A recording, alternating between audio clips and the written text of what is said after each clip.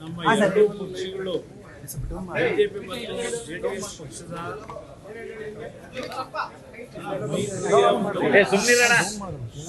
ಹೊಂದಾಣಿಕೆ ಏನಿದೆ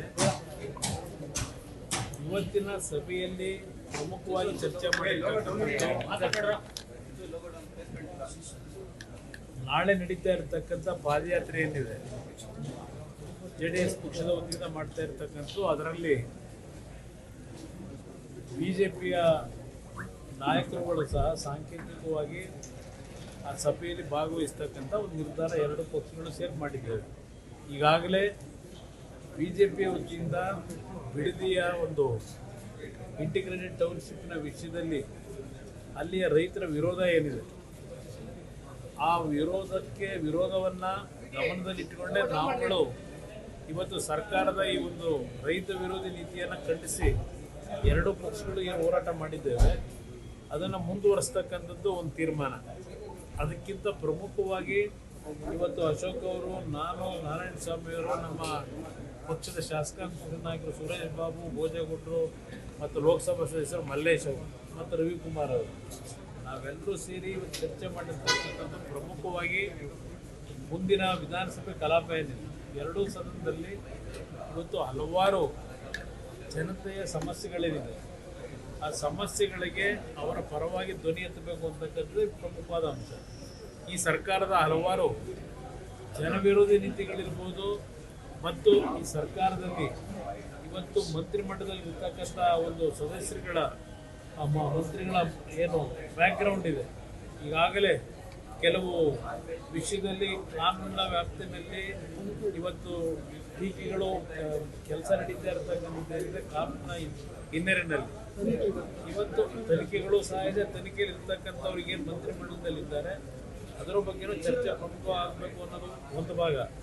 ಎಲ್ಲದಕ್ಕಿಂತ ಹೆಚ್ಚಾಗಿ ಬರಗಾಲದ ವಿಷಯದಲ್ಲಿ ಈ ಸರ್ಕಾರದಿಂದ ಆಗಿರ್ತಕ್ಕಂಥ ವೈಫಲ್ಯಗಳು, ರೈತರ ಒಂದು ಸಮಸ್ಯೆಗಳಿಗೆ ಕಡೆಗಣಿಸಿರ್ತಕ್ಕಂಥದ್ದು ಏನಿದೆ ಇದೆಲ್ಲದರ ಬಗ್ಗೆ ಸಮಗ್ರವಾಗಿ ವಿಧಾನಸಭೆಯಲ್ಲಿ ಚರ್ಚೆ ಮಾಡ್ತಕ್ಕಂಥದ್ದು ಮತ್ತು ಬಿಡದಿ ವಿಷಯದಲ್ಲೂ ಚರ್ಚೆ ಮಾಡಬೇಕು ಅಂತಕ್ಕಂಥದ್ದು ನಾವು ಚರ್ಚೆ ಮಾಡಿದ್ದೇವೆ. ಇಂದ ಮುಂದಿನ ವಿಧಾನಸಭೆ ಕಲಾಪದಲ್ಲಿ ಯಾವ ರೀತಿ ಇರಬೇಕು ಅಂತ ಪ್ರಮುಖವಾದ ವಿಷಯ.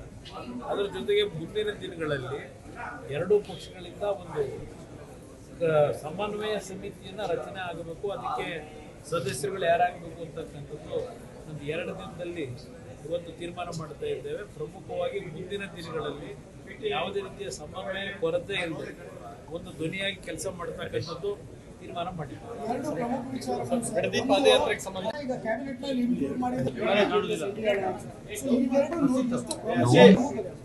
ಪ್ರಮುಖವಾಗಿ ಬಿಡದಿಯ ವಿಷಯದಲ್ಲಿ ಇವತ್ತು ವಿಷಯ ಚರ್ಚೆ ಆಗಲೇಬೇಕು ಸರ್. ಅಷ್ಟೇ ಅಲ್ಲ, ಬಿಡದಿಯ ವಿಷಯಕ್ಕೆ ಸಂಬಂಧಪಟ್ಟಾಗೆ ಹಿಂದೆ ಕಾಂಗ್ರೆಸ್ ನಾಯಕರು ಏನು ಮಾತಾಡಿದ್ದಾರೆ ಅಲ್ಲಿ ಟೌನ್ಶಿಪ್ ವಿಷಯದಲ್ಲಿ ಹಲವಾರು ವಿಷಯಗಳಿದೆ. ಇವತ್ತು ರೈತರು ನಿರಂತರವಾಗಿ ಸುಮಾರು 500ಕ್ಕೂ ಹೆಚ್ಚು ದಿನಗಳ ಕಾಲ, ವಿಶೇಷವಾಗಿ ಮಹಿಳೆಯರು, ರೈತ ಮಹಿಳೆಯರ ಹೋರಾಟ ಏನಿದೆ ಇಡೀ ರಾಜ್ಯ ನೋಡ್ತಾ ಇದೆ. ಇಡೀ ರಾಜ್ಯದ ರೈತ ಸಂಘಗಳು, ಹಲವಾರು ಸಂಘ ಸಂಸ್ಥೆಗಳು ಸಹ ಆ ರೈತರ ಹೋರಾಟಕ್ಕೆ ಬೆಂಬಲ ಏನು ಕೊಟ್ಟಿದ್ದಾರೆ.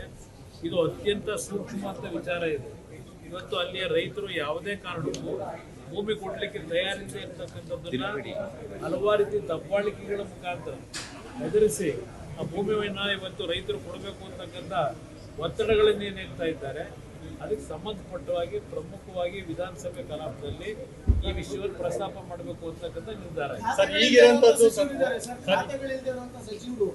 ಈಗ ರಾಜ್ಯದಲ್ಲಿ ಈ ಸರ್ಕಾರ ಈ ಒಂದು ರಾಜ್ಯದಲ್ಲಿ ಕಳೆದ ಚುನಾವಣೆಯಲ್ಲಿ 2023 ಚುನಾವಣೆಯಲ್ಲಿ ಅಧಿಕಾರಕ್ಕೆ ಏನು ಬಂದರು, ಮೊದಲು ಮುಖ್ಯಮಂತ್ರಿಯ ಪದವಿಯ ವಿಷಯವನ್ನೇ ಇಟ್ಕೊಂಡು 3.5 ವರ್ಷ ಕಾಲ ಕಳೆದಿದ್ದಾರೆ. 3 ವರ್ಷ ಕಾಲ ಕಳೆದರು. ಈಗ ಮಂತ್ರಿಮಂಡಲದ ರಚನೆಗೆ ನಾನು ಮಂತ್ರಿ ಆಗಿಲ್ಲ ಅಂತಕ್ಕಂಥ ಒಂದು ಅಸಮಾಧಾನ ಏನು ವ್ಯಕ್ತಪಡಿಸ್ತಾ ಇದ್ದಾರೆ. ಆ ಒಂದು ಅಸಮಾಧಾನವನ್ನು ಸರಿಪಡಿಸ್ತಕ್ಕಂಥದ್ದಕ್ಕೆ ಇವರು ಸಮಯ ಮೀಸಲಾಗಿದೆ. ಈಗ ಆಗ ಮುಖ್ಯಮಂತ್ರಿ ಸ್ಥಾನ ಅಂತ ಹೇಳಿ ಸಮಯ ವ್ಯರ್ಥ ಮಾಡಿದ್ರು, ಜನಗಳ ಕಷ್ಟ ಸುಖ ನೋಡಲಿಲ್ಲ. ಈಗ ಇನ್ನೊಂದು ರೀತಿಯಲ್ಲಿ ಪ್ರಾರಂಭ ಆಗಿದೆ. ಇದು ಆ ಪಕ್ಷದ ದಿವಾಳಿತನ ಏನಾಗಿದೆ, ಆ ದಿವಾಳಿತನ ಇವತ್ತು ಎದ್ದು ಕಾಣ್ತಾ ಇದೆ. ಇಲ್ಲಿ ನಮಗೆ ಆ ಪಕ್ಷದ ನಡವಳಿಕೆ ಅವ್ರಿಗೆ ಸೇರಿದ್ದು.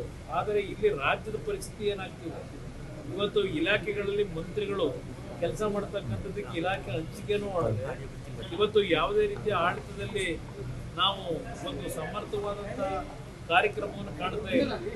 ಎಲ್ಲವನ್ನ ವಿಧಾನಸಭೆ ಕಲಾಪದಲ್ಲಿ ಚರ್ಚೆ ಮಾಡಿ. ಪ್ರಮುಖ ಇರುವಂತದ್ದು ಬಿಡದಿ ಪಾದಯಾತ್ರೆ ನಾಳೆಯಿಂದ ಆರಂಭ ಆಗ್ತಾ ಇದೆ. ನಾಳೆಯ ಪಾದಯಾತ್ರೆಯಲ್ಲಿ ಅಶೋಕ್ ಅವರು ನಾನು ಸಾಂಕೇತಿಕವಾಗಿ ನಾಳೆ ಪಾದಯಾತ್ರೆ ಭಾಗವಹಿಸ್ತೀನಿ. ನಂತರ ಆ ಒಂದು ಪಾದಯಾತ್ರೆ ಮುಂದುವರಿತದೆ. ನಾವು ಸಾಂಕೇತಿಕವಾಗಿ ಎರಡೂ ಪಕ್ಷಗಳು ಕಡೆ ಸೇರಿ ಪಾದಯಾತ್ರೆ ಚಾಲನೆ ಸಾಂಕೇತಿಕವಾಗಿ ಅಶೋಕ್ ಅವರು ಅವ್ರ ಸ್ನೇಹಿತರು ನಮ್ಮ ನಾರಾಯಣ ಸ್ವಾಮಿಯವರು ಇದ್ದಾರೆ. ಇವತ್ತು ಒಂದು ಧ್ವನಿಯಾಗಿ ನಾವು ಕೆಲಸ ಮಾಡಬೇಕು. ಆ ನಿಟ್ಟಿನಲ್ಲಿ ನಾಳೆ ಪಾದಯಾತ್ರೆ ಚಾಲನೆ ಕೊಡ್ತೀವಿ.